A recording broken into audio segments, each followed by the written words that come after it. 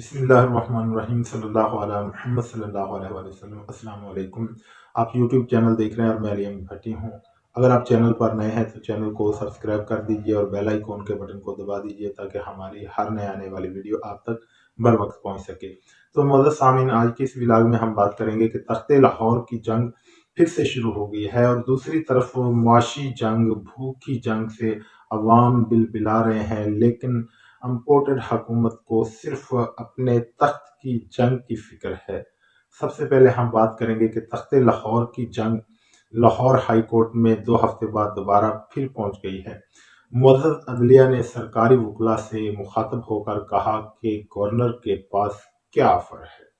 یعنی کہ وزیر اعلیٰ پنجاب کے لیے گورنر پنجاب کے پاس کیا آفر ہے۔ تو سرکاری وکلاء نے اپنے دلائل میں کہا، جواب دیتے ہوئے، کہ گورنر کے پاس وزیر اعلیٰ پنجاب کے لیے اور کوئی نئی آفر نہیں ہے۔ عدم اعتماد کا وقت گزر گیا ہے، لہذا پرویز الہی صاحب کو ڈی نوٹیفائی کیا جائے اور دوبارہ سے قائد ایوان کا چناؤ کروایا جائے۔ اس پر چودھری پرویز الہی صاحب کے وکیل جناب بیرسٹر علی ظفر صاحب نے سب سے پہلے وزیر اعلیٰ پنجاب، جو سابقہ وزیر اعلیٰ رہے ہیں، ان کے کیس کا حوالہ دیا کہ انہیں عدالت نے 10 روز کا وقت دیا تھا عدم اعتماد کا ووٹ حاصل کرنے کے لیے۔ تو اس پر سرکاری وکلاء نے کہا کہ جی وہ وقت گزر گیا ہے۔ تو پھر معزز عدالت نے کہا کہ گورنر کو اعتماد کا ووٹ لینے کا اختیار ہے، جبکہ وزیر اعلیٰ کو اسمبلی توڑنے کا اختیار حاصل ہے۔ اس پر بیرسٹر علی ظفر صاحب نے بڑی خوبصورت بات کی۔ انہوں نے کہا کہ گورنر کو یہ کیسے بیٹھے بٹھائے پتہ چل گیا کہ وزیر اعلیٰ پنجاب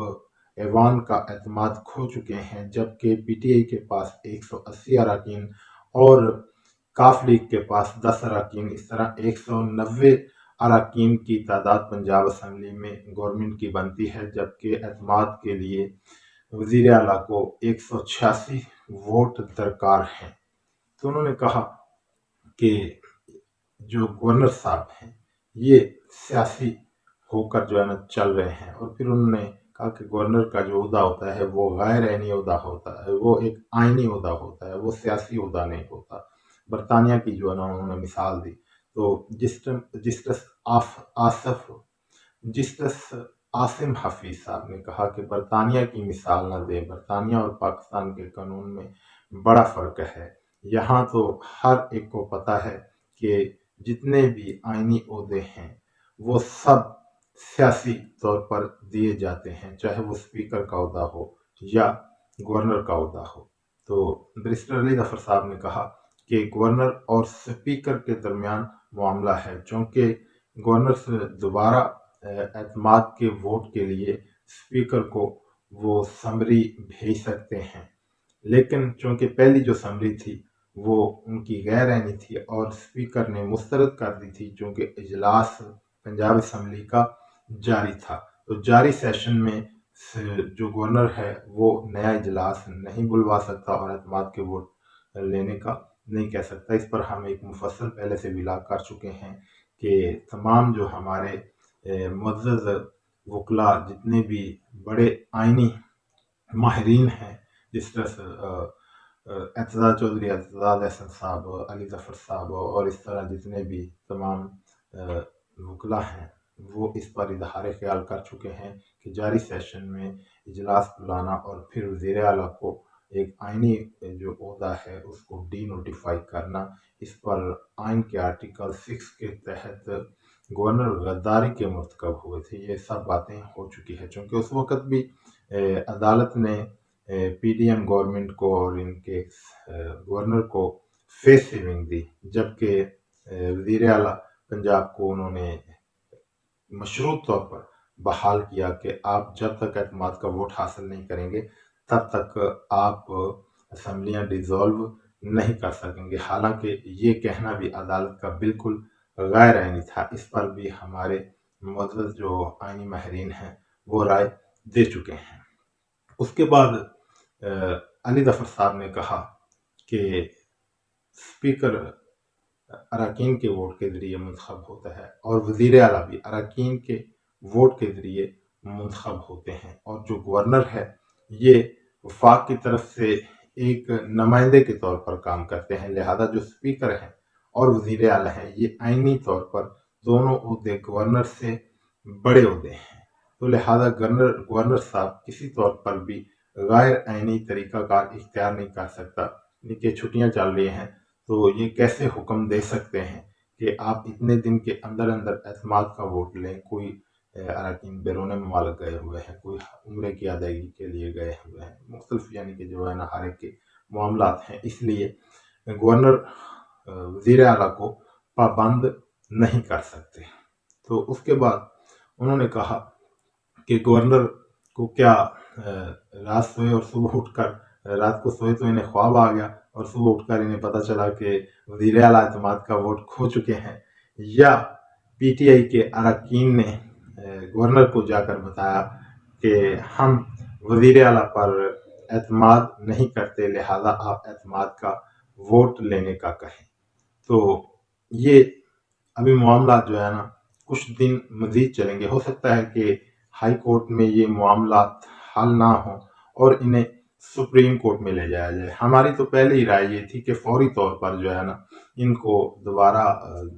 جس طرح ہائی کورٹ میں معاملہ گیا تھا تو انہوں نے مشروط طور پر وزیر اعلیٰ کو بحال کر دیا تھا، حالانکہ وہ مشروط پیشکش قبول کرنی ہی نہیں تھی، بلکہ اس پر آئینی طریقے سے اگر ہیئرنگ ہوتی، چاہے وہ سپریم کورٹ میں چلی جاتی، تو یہ ہیئرنگ جو ہے پی ٹی آئی کے حق میں ہی ختم ہونی تھی، چونکہ اس پر ایک طرفہ دلائل بڑے بھاری ہیں کہ گورنر نے غیر آئینی اقدام کا استعمال کیا تھا، تو لہذا اب بھی اس غیر آئینی حکم کو کیسے جو ہے نا وہ پورا کر سکتے ہیں۔ اب یا تو گورنر دوبارہ اعتماد کا ووٹ لینے کا کہیں گے، لیکن وہ تب جب جاری سیشن ختم ہوگا، تو جاری سیشن میں وہ اسمبلیاں ڈیزالو کرنے کا استحقاق رکھتے ہیں، لیکن یہاں لڑائی آئین اور قانون کی نہیں ہے۔ آپ سب جانتے ہیں کہ یہاں لڑائی ہے جس کی لاٹھی اس کی بھینس، اور امپورٹر جو ہے وہ آوازیں دے رہے ہیں اور پکار رہے ہیں کہ ہماری مدد کریں، ہم پنجاب میں گورنمنٹ بنانا چاہتے ہیں، آپ ہمارا ساتھ دیں۔ تو یہ صورتحال ہے، اور دوسری طرف عوام کی بھوک سے کیا صورتحال ہے، لمبی لمبی لائنیں لگی ہوئی ہیں آٹا لینے کے لیے، اور بھگدڑ میں آ کر لوگ مر رہے ہیں، لیکن یہاں تخت کی جنگ کی فکر پڑی ہوئی ہے۔ اور جو وفاق کے وزیر داخلہ صاحب ہیں رانا ثناء اللہ، ان کا کام تو یہ ہے کہ وزیر داخلہ ایک ایسا ملک کا اہم عہدہ ہوتا ہے جو داخلی سرحدوں کا محافظ ہوتا ہے، یہ اتنا بڑا آئینی عہدہ ہے، لیکن پاکستان میں جو داخلی صورتحال ہے وہ اب 3 ماہ سے تقریباً 2-3 ماہ سے کسی سے ڈھکی چھپی نہیں کہ پاکستان کے مشرق سے لے کر مغرب تک چاروں صوبوں میں جو ہے نا بم دھماکے ہو رہے ہیں اور ہو چکے ہیں، اور مزید جو ہے نا معاملات بڑھ رہے ہیں، اور موصوف